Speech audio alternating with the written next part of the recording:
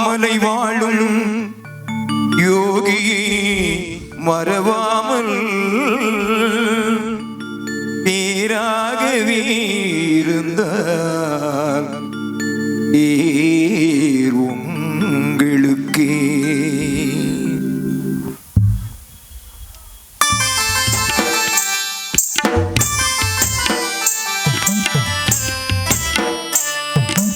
மறக்க முடியுமா ஐயா, மறக்க முடியுமா?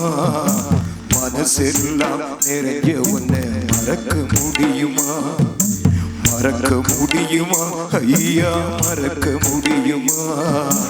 மனசெல்லாம் நிறைய உன்னை மறக்க முடியுமா? கலியுகத்தின் தெய்வம் உன்னை மறக்க முடியுமா?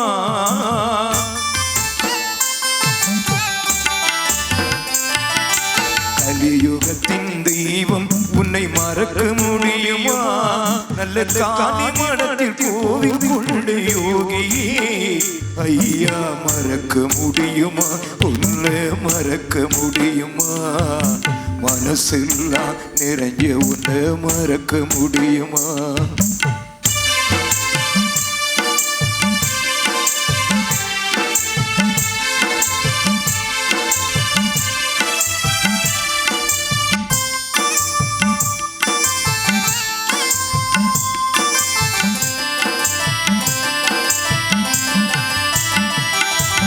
கார்த்திகை மாதத்திலே அவதரித்தவா, காசி என்னும் நகரினிலே வளர்ந்து வந்தவா,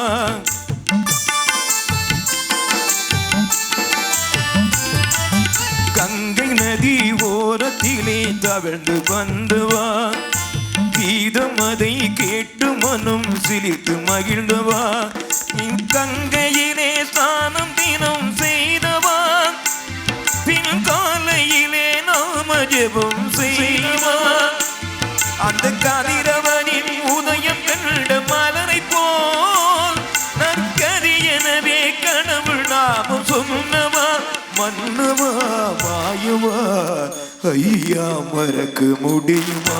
ஐயா, மறக்க முடியுமா? மனசெல்லாம் நிறைய உன்னை மறக்க முடியுமா?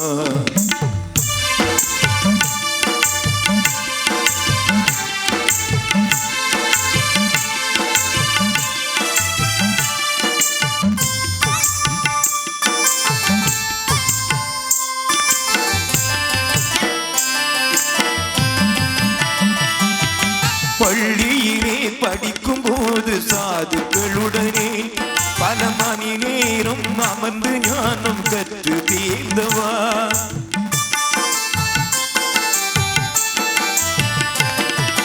பசியோடு சாது பிச்சை எடுப்பதை கண்டால் நீ பறிவோடு தன் வீட்டு உணவை கொடுத்தவா, பள்ளி மாணவர்கள் உணவில் நீ உணவினால் உடன் உணவளித்து உண்மதையே ரசிப்பவா, நீ தன்னை போல திருமுயிரை நினைப்பவா, சமதர்ம வழி காண வேண்டும் என்றவா, மன்னவா மாயவா ஐயா, மறக்க முடியுமா?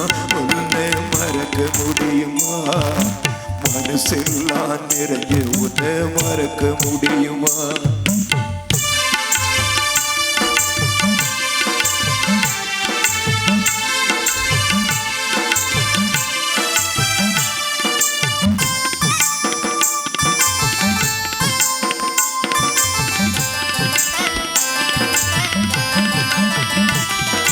தாயாரின் அரவணைப்பில் வளர்ந்து வந்தவா, தாய் தந்தை சொல்லும் வேலைகளை செய்து வந்தவா,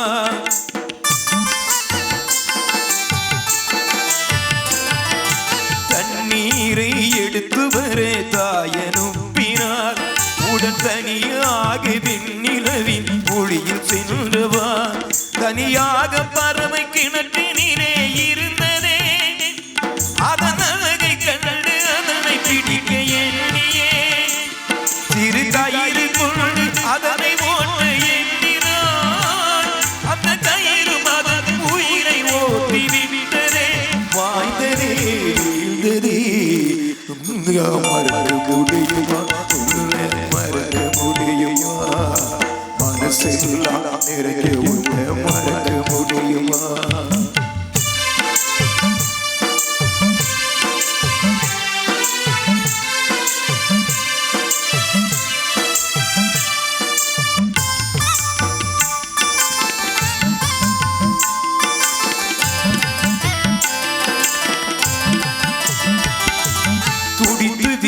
பறவையை தன் மடியில் கிடத்தினாய் அதன் அழகினிலே அருந்ததற்கு நீரை ஊற்றினாய்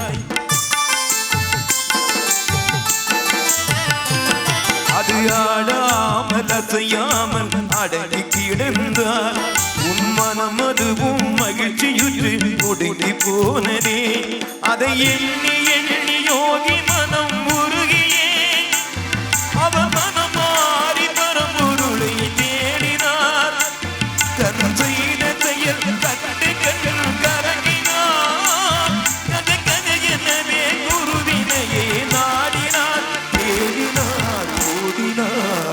ஐயா மறக்க முடியுமா உன்னை மறக்க முடியுமா மனசெல்லாம் நிறைய உன்னை மறக்க முடியுமா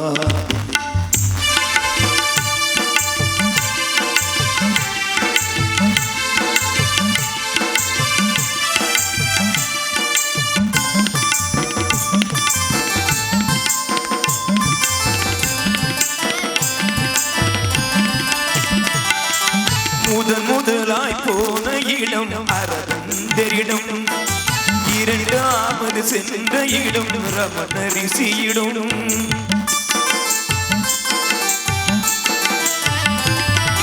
மூன்றாவது போனா சுவாமி ராமதாசிடம் அந்த மூவரையும் கண்டார் அருள்வாதி தீரவே அரவிந்தரவன் ஞான பாலை ஊட்டினார்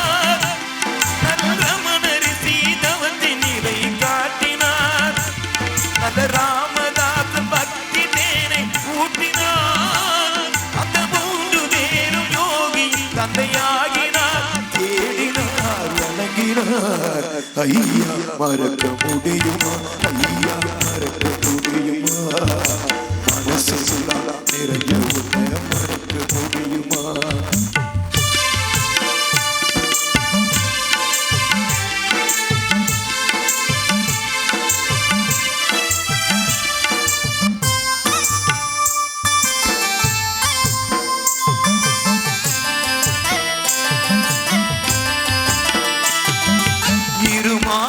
யோகி ராமதாசிடம் இருந்தார் உலக சேவை செய்திடவே உருவை பணிந்தார்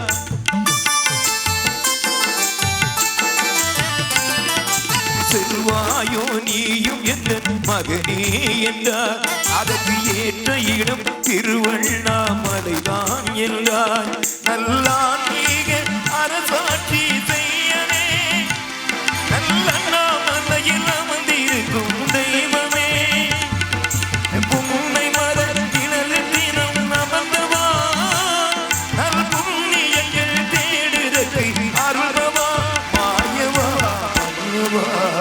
உன்னை மறக்க முடியுமா ஐயா மறக்க முடியுமா மனசெல்லாம் நிறைய உன்னை மறக்க முடியுமா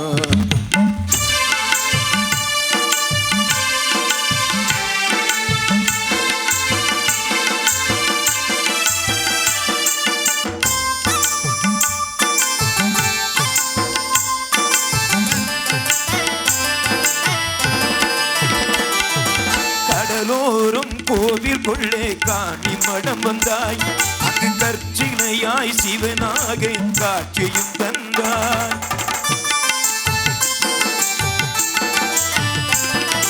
கண்களே தெய்வம் என்ன பக்த கூடினார் நீ கருணை மழை பொழிந்து மக்கள் கவலை போற்றினாய் இதை வாழும் நாளில் என் மனசு மறக்குமா என் மாயவனே மாதவனே கண்ணனே நற்காணி மடம் நோக்கி எழுந்து வருகவே இந்த உலகெல்லாம் ஒரு கூடைக்குள் ஆளவே மன்னனே கண்ணனே உன்னை மறக்க முடியுமா ஐயா மறக்க முடியுமா மனசெல்லாம் நிறைஞ்சு மறக்க முடியுமா? கலியுகத்தின் தெய்வம் உன்னை மறக்க முடியுமா? நல்ல காணிமடம் கோயில் கொண்ட யோகியே ஐயா மறக்க முடியுமா? ஐயா மறக்க முடியுமா? மனசெல்லாம் நிறைஞ்சு மறக்க முடியுமா? மறக்க முடியுமா? மறக்க முடியுமா? மறக்க முடியுமா?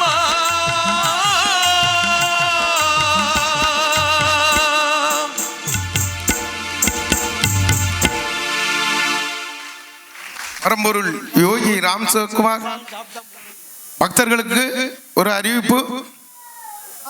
எல்லா பக்தர்களும் பிரசாதம் சாப்பிடாமல் இங்கே இருந்து செல்லக்கூடாது என்று சுவாமி உத்தரவு போட்டிருக்கின்றார்கள்.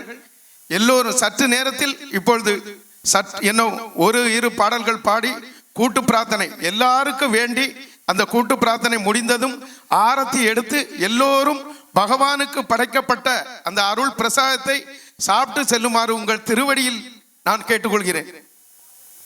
சர்க்குருநாத மகாராஜ் கி